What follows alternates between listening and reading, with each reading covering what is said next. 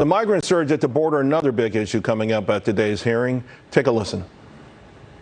It is a federal crime to cross the border outside of a port of entry, is it not? Yes, it's a misdemeanor. That's true. Well, your job's to prosecute federal crimes. How many of you are actually prosecuted of that 1.7 million? So the Justice Department doesn't make those arrests. Those are made by Homeland. No, but the Justice Department is responsible for prosecuting them. How many are you prosecuting? I don't know the answer to that. Well, that question coming from my next guest, California Republican Congressman Tom McClintock. It's been a little bit of time since you asked that question. Did they get back to you with an answer yet? No, and I suspect the reason is because the answer is they're not prosecuting the 1.7 million who've illegally crossed our border. It's a misdemeanor to cross the border outside of a port of entry, but it's a felony to cross after you've been deported, and I don't think they're prosecuting any of that. The fact of the matter is he doesn't know and doesn't seem to care, and that's what I find particularly galling, particularly after the news of yesterday, where we now have had more illegal crossings this year than in the entire history of our country. And of course, Dan, if they're not going to be prosecuted, people obviously, I mean, it's a deterrent, right? We know that's what it's all about. And if that's not going to be a deterrent, then certainly it's the equivalent of putting up a welcome mat and a welcome sign. Well, if you don't enforce your immigration laws, you have no borders. And if you have no borders, you no longer have a country. We simply become a vast international territory between Canada and Mexico, both of which, by the way, do have immigration laws they really enforce. It was obviously a pretty passionate hearing, to say the least. What are some of the other things, some of the more important issues that the folks who didn't get a chance to watch need to understand about today?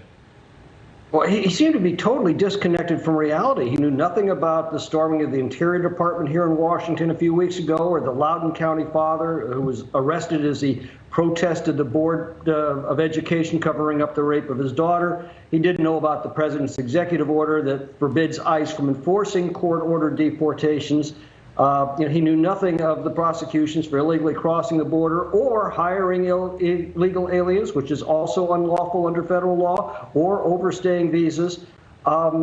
It reminded me of John Banner's character, Sergeant Schultz, who kept himself out of trouble by being very sure that he knew absolutely nothing about anything. That was the impression I got from this guy, and I think it was disingenuous. Yeah, I'm chuckling, although it's not a laughing matter. Neither is this whole thing with the parents who are very concerned about what their kids are being taught, and the memo that went out. I like the word he used, vociferously, with respect to people having these rights, but it is nebulous to a degree. The memo was up for interpretation, and essentially you can conflate parental concern and turn those parents into and suggest that maybe a passionate concern, someone else may say, hey, I was threatened, or I felt threatened by that, and that can trigger a whole lot of things that nobody wants to happen. I mean, it's just, why did the DOJ weigh in on this in the first place?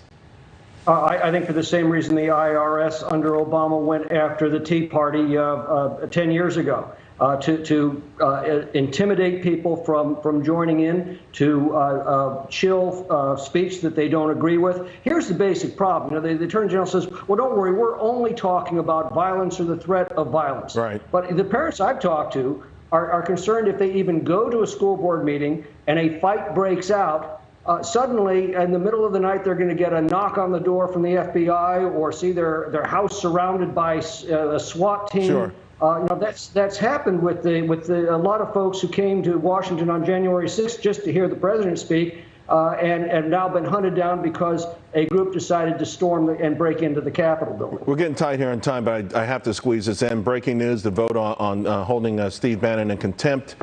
Your thoughts on that?